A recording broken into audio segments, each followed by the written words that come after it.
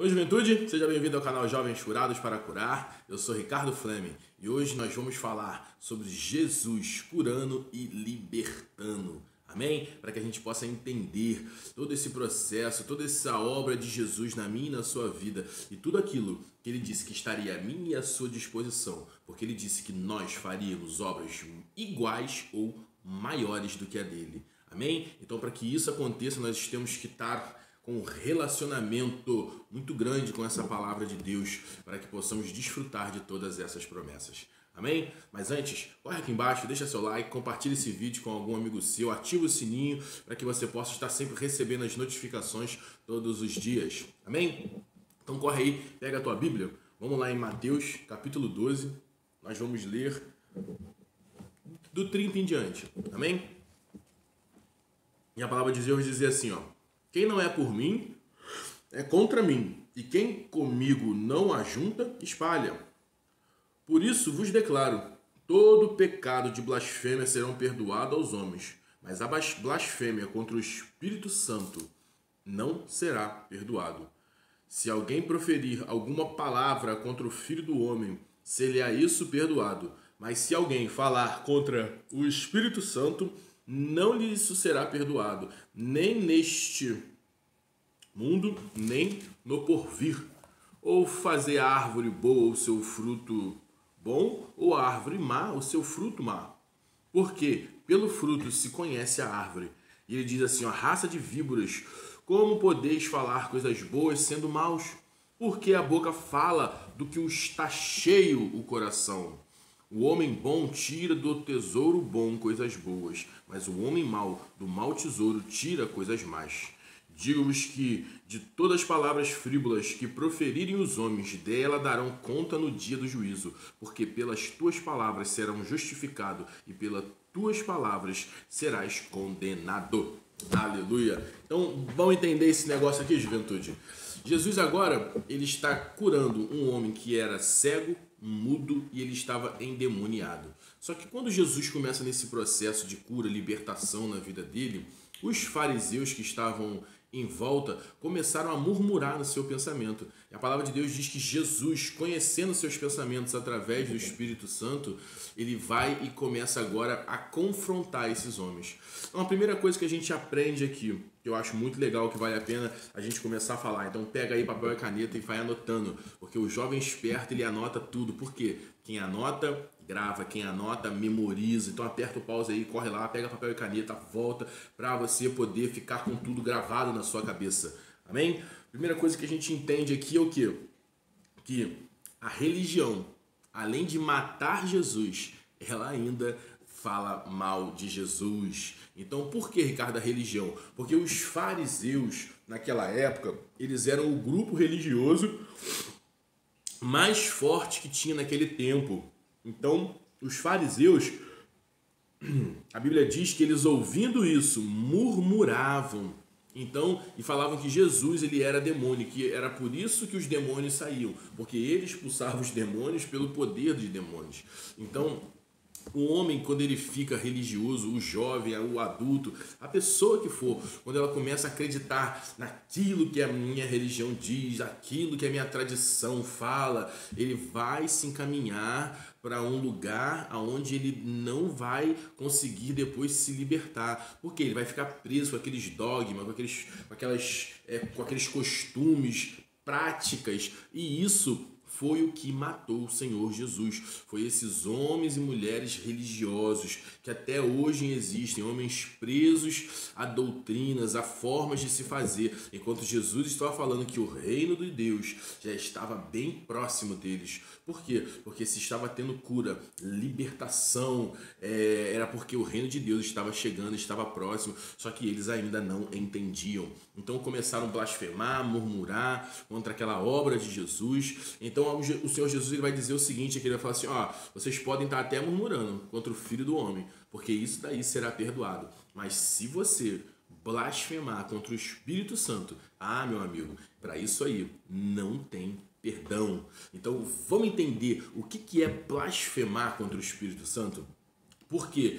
Às vezes eu vejo pessoas com dúvidas em relação a isso e me perguntam assim: Ricardo, então quer dizer que se eu falar mal do Espírito Santo, eu não tenho mais salvação nem nesse mundo, nem no vindouro? O que é blasfemar? É falar mal, é pensar mal, é xingar, é fazer isso, é fazer aquilo. Deixa eu te dizer o que eu creio que seja blasfemar contra o Espírito Santo. Amém? A palavra de Deus diz que quando nós declaramos que Jesus é Senhor e Salvador, vira uma chave nas regiões celestiais. Lembra aquilo que Jesus explica para Nicodemos em João 3:3? Ele diz: Nicodemos, para você ver e para você entrar no reino de Deus, você tem que morrer e nascer de novo. E nesse processo de morrer e nascer de novo, quando você confessa que Jesus é Senhor e Salvador, o Espírito Santo ele passa a habitar dentro de você. Porque eu não sei se você sabe, mas esse ditado que tem aí no mundo, que diz que todo mundo é filho de Deus, isso é mentira. A Bíblia não diz isso. A Bíblia nos diz que Deus criou todas as pessoas, mas o direito de ser chamado de filho é só para aquele que declara e confessa Jesus como Senhor e Salvador. Aquele que crê no seu coração que ele morreu, ressuscitou e se permite passar por um processo de transformação. Porque quando você faz isso, o Espírito Santo ele vai vir habitar dentro de você. E a partir do momento que ele habita dentro de você, você agora vai iniciar uma obra de transformação, de santificação na sua vida. Porque não é simplesmente confessar Jesus que você já está garantido no céu. Amém? Esse é um processo. Mas para se tornar filho, você tem que crer no seu coração nessas verdades. E quando você fala, declara com a sua boca, o que acontece? O Espírito Santo de Deus, ele vem e passa a habitar dentro de você. Então, nessa hora, a obra do Espírito Santo é o quê? É esse processo de santificação que eu falei. Então, eu creio, através das Escrituras, de tudo aquilo que a palavra de Deus nos mostra, que essa obra santificadora do Espírito Santo, essa obra transformadora, né? Porque Jesus ele falou isso lá em João 14. Ele falou assim, ó, gente, eu vou ter que ir, mas eu não vou deixar vocês sozinhos, órfãos, abandonados. Eu vou mandar um outro ajudador que vai continuar essa obra. Por quê? Porque agora vocês não entendem o que eu estou fazendo, mas ele vai explicar, ele vai transformar, ele vai fazer tudo isso, né? Paulo ele fala que o Espírito Santo, em 1 Coríntios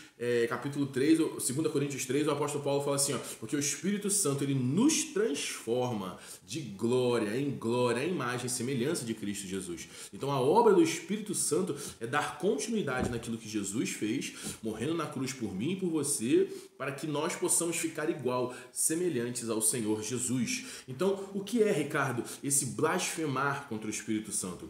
A partir do momento que você passa a ser nova criatura e esse Espírito Santo passa a habitar dentro de você, ele tem esse processo para cumprir na sua vida. E aí você vai entrar em etapas de santificação, de transformação, né? E aí você vai começar agora a mudar o seu comportamento, porque gravem isso, o evangelho é mudança de comportamento. É aquele que rouba, não rouba mais. É aquele que mente, não vai mentir mais. Então é uma transformação, né? Aquele que tinha vícios agora vai abandonar isso, não vai passar mais a ser controlado pela sua carne, agora é o seu espírito renascido em Deus que controla ela, amém? Então você que está bebendo, está fumando, e você que está usando droga aí, que acha que não pode se libertar disso, ei meu amigo, deixa eu te dizer, o Espírito Santo é ele que faz essa obra na sua vida, amém? É o Espírito Santo, é por isso que Jesus disse, vem do jeito que você está. Vinde a mim todos aqueles cansados e sobrecarregados. Está cansado, está sobrecarregado, já não está aguentando mais? Então vem do jeito que está. Não tenta você querer parar de fazer isso para depois aceitar Jesus, porque não é assim que funciona. Se fosse assim, o homem já tinha se salvado há milhares de anos. Só que o homem ele não conseguiu se salvar sozinho. Então o Senhor Jesus ele veio para morrer por mim e por você, para que eu e você possamos entrar nesse processo de santificação. Agora, eu e você já continuamos esse processo, já damos início a esse processo. E durante essa caminhada, você não tem obedecido à voz do Espírito Santo, você não tem interagido com aquilo que ele quer fazer, porque você até começou bem, você começou de uma forma legal, você foi transformando, foi se envolvendo nas coisas de Deus, você foi batizado com o Espírito Santo, né? Você agora passou até a falar novas línguas e agora, por algum momento, você se esfriou, você caiu e você agora passou a não querer mais dar ouvido para a voz do Espírito Santo. E aí, meu amigo, você vai entrar num processo onde você vai começar a entristecer o Espírito Santo, ao ponto de você não mais ser dirigido por ele. Vamos ver isso na Bíblia? Abre aí a palavra de Deus lá em Hebreus 10, Hebreus 6 primeiro, vamos em Hebreus 6 primeiro, a gente vai entender isso aí. Hebreus capítulo 6, versículo 4. Olha o que a palavra de Deus vai dizer sobre aqueles que começaram bem, começaram aceitando Jesus, passaram por um processo, mas em algum momento eles caíram. E porque caíram, não encontraram arrependimento e voltaram a práticas antigas de antes. Olha o que vai acontecer com essa pessoa. Ele diz assim, ó: é impossível, pois, que aquele que uma vez foram iluminados e provaram os dons celestiais e se tornaram participantes do Espírito Santo e provaram a boa palavra de Deus e os poderes do mundo vindouro e caíram. E ele diz, sim, é impossível outra vez renová-los para arrependimento, visto que de novo estão crucificando para si mesmo o Filho de Deus e expondo a ignomia. Então, olha o que essa pessoa fez, né? Aquilo que o apóstolo Pedro diz, ele diz assim, ó, é como a porca lavada que volta a se revirar na lama e o cachorro que volta para comer o próprio vômito. Então, aquela pessoa que Jesus tirou daquele lamaçal do pecado, trocou suas vestes, porque vestes na Bíblia fala da condição do homem diante de Deus. Por quê? Porque quando Zacarias tem uma visão do sacerdote Josué, o que a palavra de Deus diz? Diz que Josué estava com suas roupas sujas, mas Deus tira Josué e agora troca as suas vestes. Ele passa agora a ter roupas limpas, né? Então, roupa diante de Deus fala sobre santificação, da condição do homem diante de Deus. Então, agora Deus te tira aquela roupa suja, daquela lama do pecado e te coloca agora num lugar novo. Então, isso é para que tenha transformação na sua vida, mas você resolve voltar para a lama do pecado e você não se permite mais ouvir a voz do Espírito Santo, aí sim você vai começar a blasfemar pelo Espírito Santo. Então, uma outra passagem que a gente pode ver é Hebreus 10. Hebreus 10 ele também diz assim também.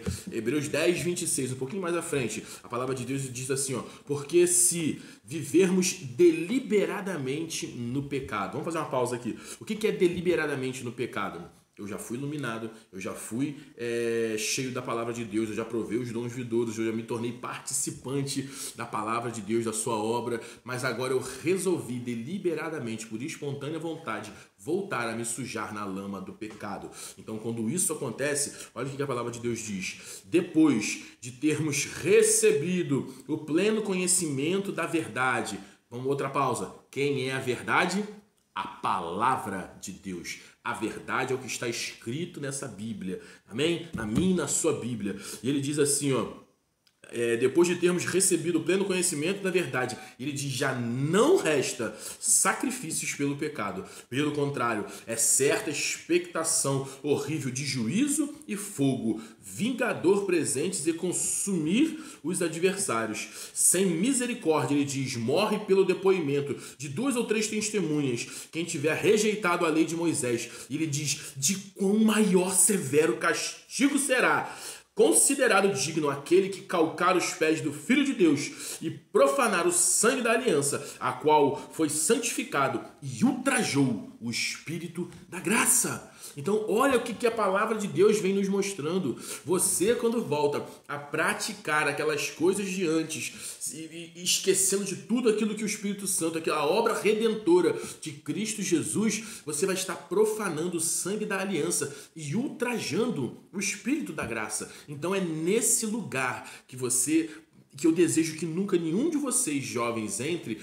é o lugar mais perigoso para se viver, porque se você apagar a luz do Espírito Santo dentro de você, você entrará num caminho sem volta, porque você vai blasfemar contra o Espírito Santo. E aí, meu amigo, você não terá salvação nem nesse mundo e nem no outro. É por isso que a palavra de Deus diz lá em Apocalipse 22, aquele que é limpo, limpe-se mais. E aquele que é sujo, ele vai se sujar mais. Por quê? Porque ele entrou numa condição de não mais ouvir O Espírito Santo, ele agora é guiado e direcionado pela sua vontade, pelo seu desejo carnal. E esse caminho não tem salvação. Amém? Então, para que eu e você venhamos a ter vida com Deus, para que possamos estar com Ele na glória, nós devemos lembrar do que a palavra de Deus diz em 1 Apocalipse, quando o Senhor Jesus escreve a primeira carta à igreja de Éfeso. Ele diz assim, lembra-te de onde caístes, arrepende e volta a praticar a primeira obra, porque o arrependimento ele tem que vir com lágrimas, com choro, para que possa ter um verdadeiro quebrantamento na minha e na sua vida. Amém? Então é isso que eu quero dizer para vocês com essa passagem que a gente leu hoje de Mateus, que nós não podemos blasfemar ao ponto de entristecer o Espírito Santo de uma tal forma que não venha ter salvação. Então, se você é um jovem que está desviado do caminho do Senhor e que você estava voltando a se sujar nessa lama do pecado, que hoje o Espírito Santo traga temor ao seu coração, para que você possa voltar a praticar as obras de antes. E se você é um jovem que estava pensando, estava voltando a ser controlado pela sua carne, que o seu coração se encha de temor com essas verdades, para que você continue fiel, obedecendo Jesus pelo amor, mas sempre com o temor diante dos seus olhos. Amém? Pai, em nome de Jesus, eu abençoo essa juventude, que eles possam, Senhor, a cada dia mais ser instruídos pela sua palavra, em nome de Jesus. Amém?